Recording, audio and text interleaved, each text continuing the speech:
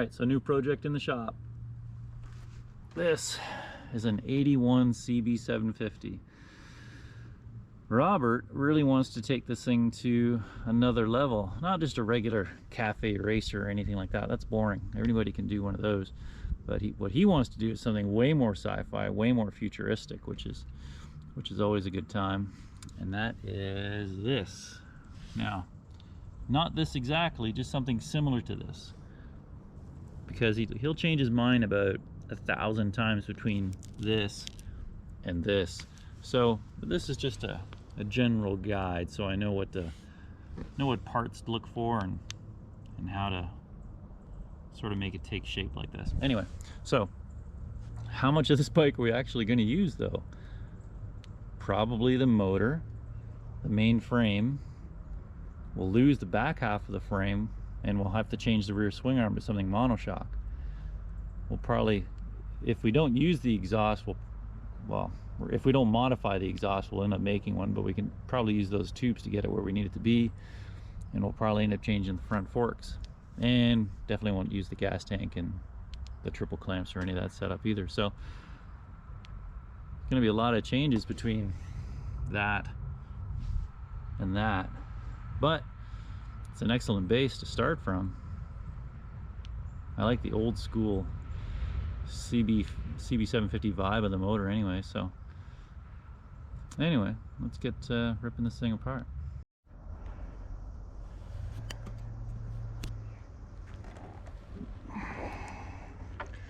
All right, last ride.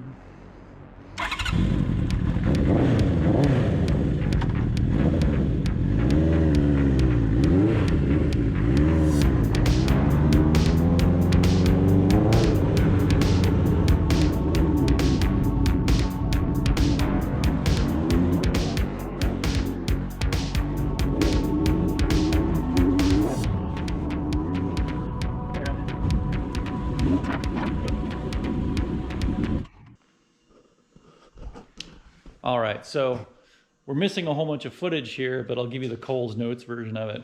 Didn't want to use that 1981 because we couldn't use anything on it other than the engine. So I scoured Kijiji, found a 1977 CB750 roller, which we used the frame on, and then the same weekend, to make it look more like the original concept, I found a VFR rear swing arm.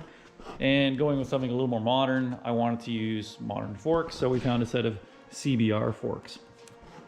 And now, back to your regularly scheduled program.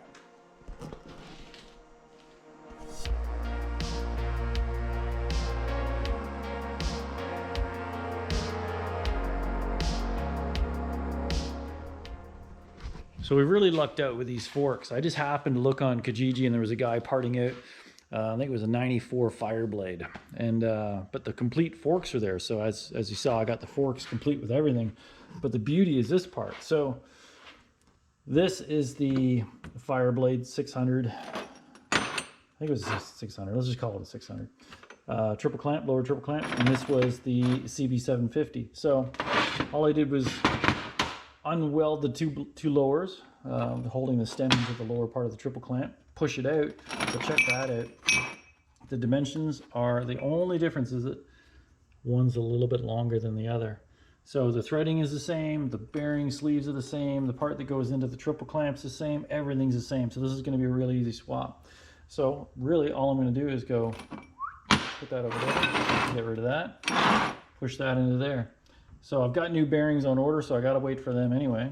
Yeah, and then we'll get that installed. So let's get them in. I think the problem, this is going to turn out to be real easy, right? So the forks is the easy part. I think the problem that we'll have is the rear end. So for all the ease we're having here, it's going to come back and bite me when we're trying to stick that swing arm in place. But first, let's get these forks in.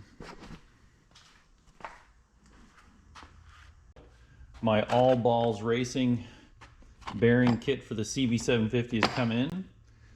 I've taken the stem from the CB750 out of the lower triple clamp and just tacked it in place to the CBR 900 Fireblade lower triple clamp at this point. I just want to mock it up for now.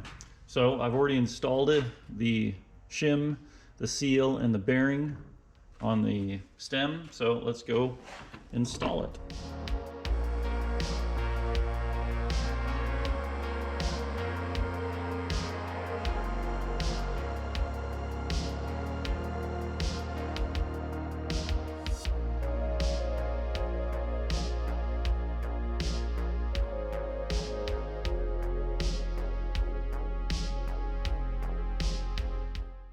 Clearly the CB750 and the Fireblade CBR steering stops are in two different locations. That's going to limit the movement. Probably just cut the one off the CB and put them on the back like the Fireblade style was, or the CBR style was. Anyway, looks like she fits so far.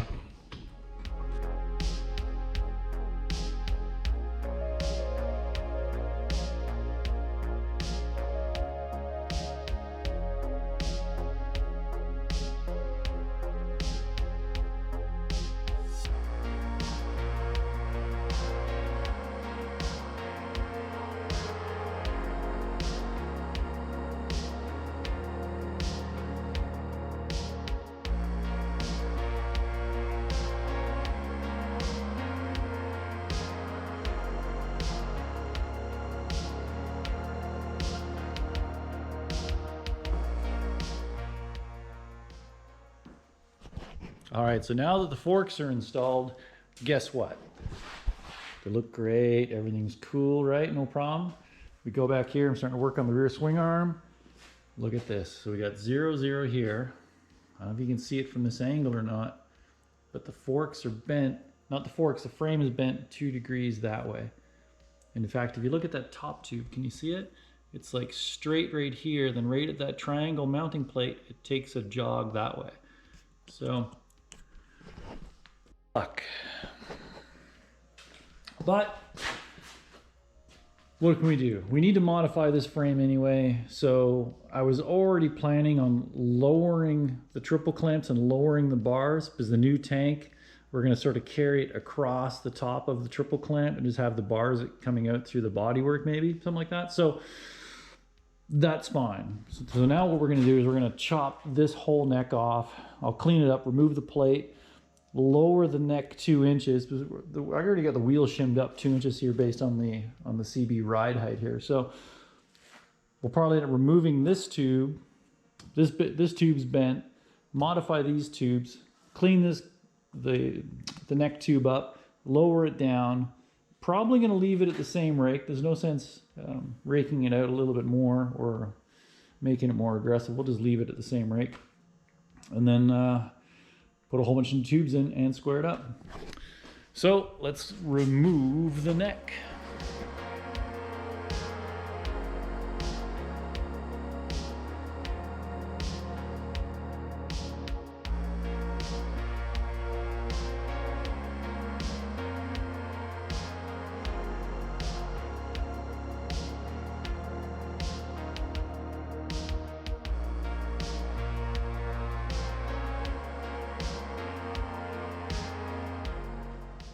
All right, so now that the neck has been cut off the frame, see that went there? Yeah, something like that. Anyway, don't need this part, but I did need the neck. So the neck I ground it out, turned in the lathe, got it all looking super nice, and that's it here. Unfortunately, this is pretty thin wall tubing, so I guess that's why they put a double wall on it, and then they attached the tubes actually to the secondary wall, not actually this piece. But the secondary wall was only, well, it wasn't very thick either. So, and then underneath of that were these metal spacers, and I guess, I don't even know what these things were here for anyway. So ground those up, because what I found is that I'm still going to use this. I could just turn a whole new one, but this is already engineered. No sense making a new one. The cups are in line, everything's good. So I'm just going to take this tube, which is the same ID as this OD, split this, weld it over top of this, and then I've got some metal that I can weld to back to the frame that's also welded to this tube and welded to the cups, and then I can true it back on the frame, true it up, put it where I want it, and then start making new tubes, which I'm waiting to come in now anyway. So let's do some welding and go get more tubing. Isn't this that cartoon that causes seizures?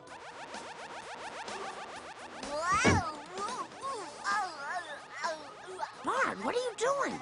Hey, what the? All right, so while I'm waiting for the tubing to come in so I can start working on the neck, I did happen to pick up this. So I got a piece of aluminum bar that I will start making a new pivot for the VFR rear swing arm.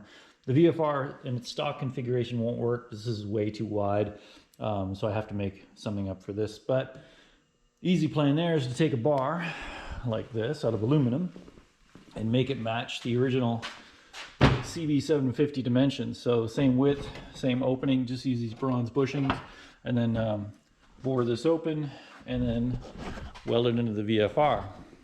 So, and the plan here is to get the wheel dead straight centered in the frame. The sprocket's going to be another issue, but we'll deal with that later. But I think that's going to be an easy solution. We just have to run a skinnier tire and offset the sprocket a little bit.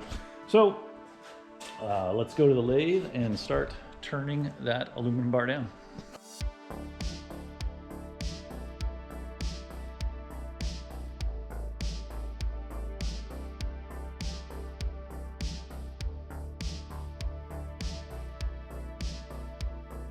All right, let's do a little build montage. It's so loud in the shop. It's just easier to talk over later than it is to stop, shut off everything to talk about it on camera. So I'm just replicating the frame geometry of the 81 here so I can mount it onto the 77 chassis. I'm just getting rid of the old tubes, start mocking it up, trial and fit, trial and fit, trial and fit. And once I get one, then I can mount the other one, get it all squared up. Ticky-tack it in place. I put a little bump in the top tube because I didn't want it to run into the bearing cup. See there, it goes just underneath of it and just clamping it in place. Once it was ticky-tacked in there, I made up these two little plates. I bought the dimple die set from TMR and I hadn't used the 1/2-inch dimple die set yet, so I thought this was a perfect place for it. Although you'll never see it once the tank is on there. And just the frame connector plates. It's my CAD designed plates.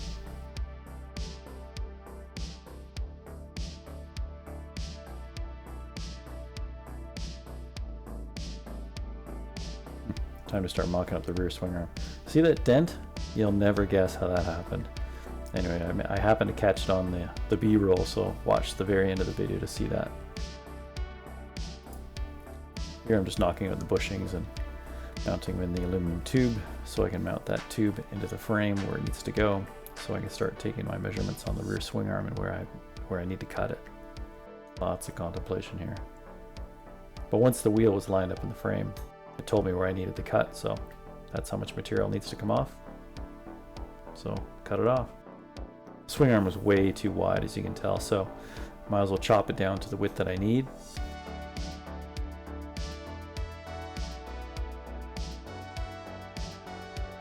Once I had all that material cut off, and I got the new pivot where I wanted it, jigged it up, made sure everything was square, and tacked it in place. There's a lot of welding with all the missing pieces that I still need to fabricate for it. Even where the spring goes up through the center of that hole there, I have to make all sorts of aluminum gussets to hold that new tube in place in there as well. But this just gets me in the right place so I can mock this up.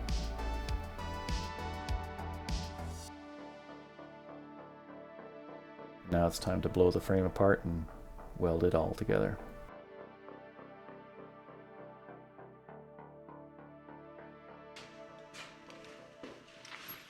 All right, so that's all the major pieces welded up and in there. So I think moving forward, it's going to be pulling the motor out of the other CB, getting this rebuilt, getting the motor in here, and then taking a look at the chain alignment and doing whatever we need to for the offset on the sprockets.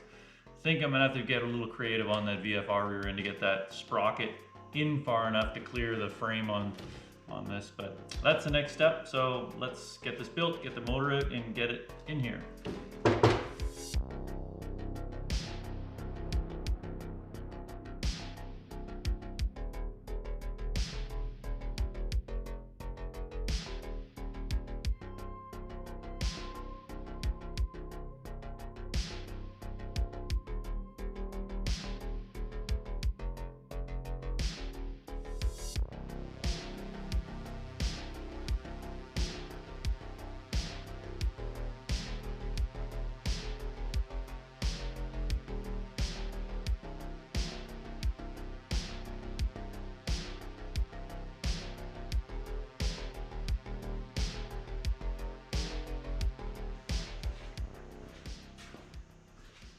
All right, so you may have noticed when I flipped the frame up with the engine in it vertical, the oil pouring out of the bottom out of it. Turns out I forgot to drain the oil out of the other bike before we pulled the motor out of it. Anyway, so had a bit of a cleanup, but I have a nicely lubricated bench again. Anyway, so sticking the double overhead cam into a single overhead cam frame, it's not a bolt in. Had to, in fact, this one is so tight in here because I didn't cut the frame member out of this side. On the double overhead cam, I guess the frame drops out so you can slide it in. This one I had to stick it in the side. But not only do I have to modify some of the mounts, but I also had to take the valve cover off just to get it in there. But it fits, it's in. Got a couple of brackets to build here. But what I want to do now is just put the swing arm in to have a look at the chains and what I'm going to have to do for offsets there yet. I'm thinking I can just build an offset of this one, that's fine. I'm hoping I can get this one in the right spot.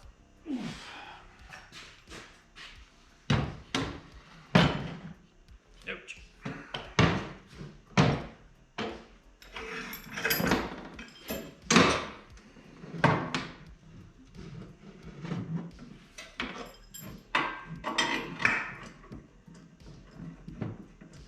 Come on.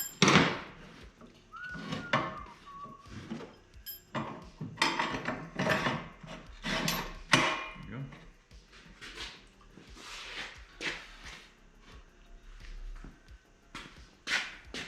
So the VFR rear sprocket is kind of neat in the fact you can offset it.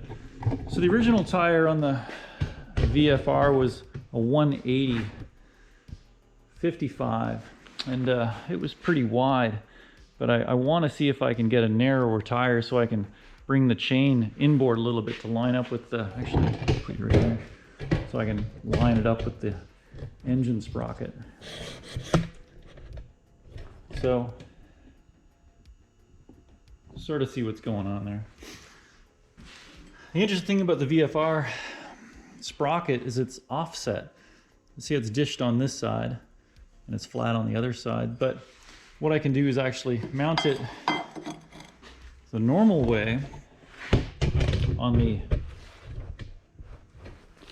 hub there. So I can mount it this way, but I can also flip it over and offset it inboard a little bit, which is kind of cool. And then, providing I have a tire that's skinny enough, I can actually take this hub off, mount the sprocket on the other side, offsetting it this way, and then worst case I can mount it this way on the back side and bring it really close. The problem with that is I think like you can sort of see, I'm not sure if you can see that there. Meh, whatever. Anyway, it gets pretty close to the rim there. Oh, let's do this. Smart guy here. So even I mount it on this side, you can still see I'm pretty close to the rim there. So that gets me almost in alignment with the factory CB sprocket there. So, and like I said, I can always just offset the front sprocket one thickness that way, and I think it'll squeeze between the frame just fine. So either way, that's the plan now moving forward. I like this. It looks super aggressive. So I think I'm going to call that on this episode. Waiting for tires to come in right now, and once the tires come in, then I can work on chain alignment. We've got to mount the rear sets, and the fun part will be the body work, because we're originally influenced by this one, and then a lot has changed since then, including the release of Cyberpunk 2077. I've been playing the game, and I think it's a great source of inspiration. So now I'm looking at this, and I can think of all the things from the like even the Tiger Claw gang bikes with those big back seats. Those are kind of goofy, but who knows? Science fiction writers pave the way to the future, right? So maybe we can pull some of those ideas and put them on this build while we're at it, right? Anyway, don't know where that's gonna go yet, but if you like the video, please give it a thumbs up, and if you want to see more, subscribe. Thanks very much for watching.